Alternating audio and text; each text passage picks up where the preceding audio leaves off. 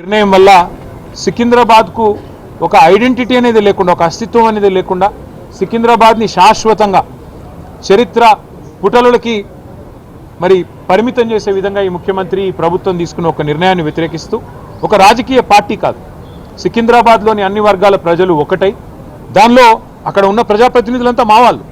సికింద్రాబాద్ ఎమ్మెల్యేగా పద్మారావు గారు ఉన్నారు, సనత్ నగర్కి శ్రీనివాస్ యాదవ్ గారు ఉన్నారు, అట్లాగే మరి మా నాయకులందరూ ఎమ్మెల్యేలు ఎమ్మెల్సీలు ఉన్నారు.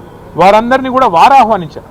సికింద్రాబాద్కు సంబంధించిన పుర ప్రముఖులు, సికింద్రాబాద్కు సంబంధించిన మరి సికింద్రాబాద్ ప్రేమికులు వారు ఆహ్వానించి సికింద్రాబాద్ అస్తిత్వాన్ని మేము పుట్టిందాడిని మరి ఇక్కడ పుట్టిన బిడ్డలుగా మరి మీరు కదా కాపాడాలి, ఈ ప్రభుత్వం తుగ్లక్ పనులు చేస్తుంటే మీరేం చెయ్యరా అని వారు మీటింగ్లు పెట్టి పిలిస్తే మేము మా పార్టీగా పోయి చెప్పినాము. ఏం చెప్పాము? ఈ జంట నగరాలు జోడెద్దులు, ఈ జంట నగరాలకు స్పెషల్ ఐడెంటిటీ ఉన్నది, లష్కర్ అంటారు, పట్నం అంటారు, ఇట్లాంటి అస్తిత్వాన్ని దెబ్బతీయకండి, అనవసరంగా తుగ్లక్ పనులు చేయకండి. మీకు అధికారం ఇచ్చింది 6 గ్యారంటీలు అమలు చేయమని, మీకు అధికారం ఇచ్చింది 420 హామీలు ఏవైతే మీరు చెప్పారో అమలు చేయమని, మీకు అధికారం ఇచ్చింది బీసీలకు 1,00,000 కోట్లు పెడతామని మీరు చెప్తే దాన్ని నమ్మించినారు. మీకు అధికారం ఇచ్చింది ఎస్సీలకు ఎస్టీలకు కేసీఆర్ గారు 10 లక్షలు ఇస్తున్నాడు దళిత బంధు, నేను 12 లక్షలు ఇస్తానంటే నమ్మి మీకు ఇచ్చారు. మరి 2 ఏళ్ళు అయింది. హైదరాబాదు సికింద్రాబాదు ఈ జంట నగరాల్లో ఒక ఇల్లు కట్టినావా? కనీసం ఒక ఇటుక పెట్టినావా? ఈ 2 ఏళ్లలో ఒక్క ఇల్లు కనీసం 2 ఏళ్ళు అయిపోయింది, చేయలేదు, మంజూరు చేయలేదు. ఒక్క కొత్త రోడ్ వేసినావా? ఒక్క కొత్త ఫ్లైఓవర్ కట్టినావా? ఏదీ లేదు. ఉన్నాయి కూలగొట్టుడు తప్ప కట్టిందైతే ఏం లేదు.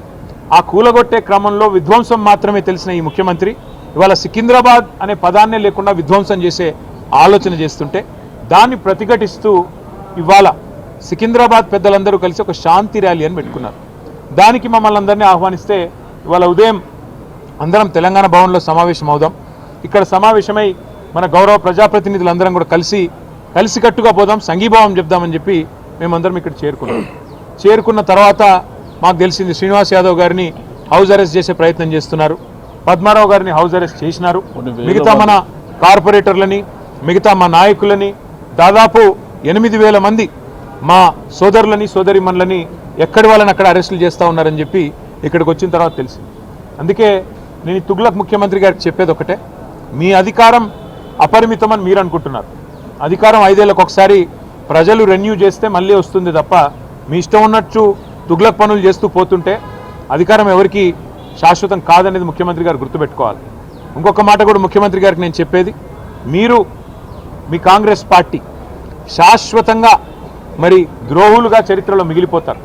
తెలంగాణ అస్తిత్వాన్ని దెబ్బతీసిన ద్రోహులుగా, తెలంగాణ తల్లిని రూపుమాపి కాంగ్రెస్ తల్లిని ప్రతిష్ఠించిన ద్రోహులుగా, తెలంగాణ సంస్కృతిని తెలంగాణ అస్తిత్వానికి చిహ్నమైన కాకతీయ కళాతోరణాన్ని, చార్మినార్ని, తెలంగాణ ఆడపడుచులకు అత్యంత ప్రీతిపాత్రమైన బతుకమ్మని, వీటిని దెబ్బతీసిన ద్రోహులుగా నీ ప్రభుత్వం నీ పార్టీ నిలబడిపోతుంది. అదే కోవలో అదే వరుసలో సికింద్రాబాద్ అస్తిత్వాన్ని కూడా మీరు ఏదైతే దెబ్బతీసే ప్రయత్నం చేస్తున్నారో ఇది మీకు మంచిది కాదు. ఒకటి మాత్రం పక్కా, ఇవాళ మీరు ఈ ర్యాలీని ఏదో భగ్నం చేసి మా వాళ్ళని కొంతమందిని అరెస్ట్ చేసి మీరేదో సాధించినాము అని చెప్పి మీరు పైశాచికానందం పొందొచ్చు, కానీ ఇది తాత్కాలికం మాత్రమే. తప్పకుండా శ్రీనివాస్ యాదవ్ గారు చెప్పినట్టు కోర్టుకి పోతాం. ప్రజాక్షేత్రంలో ప్రజల తరపున న్యాయబద్ధంగా నిరసన చెప్పే హక్కు మనకు రాజ్యాంగం ప్రసాదించిన హక్కు, డాక్టర్ బాబాసాహెబ్ అంబేద్కర్ మనకిచ్చిన హక్కు. అట్లాంటి హక్కును ఈ జనవరి మాసంలో ఏ జనవరి 26న అయితే మనం రిపబ్లిక్ డేగా జరుపుకుంటామో, మరి రిపబ్లిక్ డేకి 10 రోజుల ముందు మరి రాహుల్ గాంధీ గారు పెద్ద పోజులు కొడతా ఉంటాడు కాన్స్టిట్యూషన్ పట్టుకొని, ఇగో మేము కాన్స్టిట్యూషన్ సంరక్షకులము రాజ్యాంగ రక్షకులం అని చెప్తాడు. ఇదేనా మీరు రక్షించే పద్ధతి? ఒక శాంతి ర్యాలీని భగ్నం చేసి ప్రజలకు నిరసన చెప్పే హక్కు లేకుండా చేసి ఎక్కడి వాళ్ళని అక్కడ అరెస్టు చేసి ఇదా మీరు చేసే రాజ్యాంగ రక్షణ నేను అడుగుతా ఉన్నా. అందుకే శ్రీనివాస్ యాదవ్ గారు చెప్పినట్టుగా కోర్టుకి పోతాం, ప్రజలను కూడా జాగరూకులు చేస్తాం. జంట నగరాల అస్తిత్వాన్ని దెబ్బతీసే ప్రయత్నం చేస్తున్న ఈ తుగ్లక్ సర్కారుకు తప్పకుండా ప్రజాక్షేత్రంలోనే బుద్ధి చెప్తాము.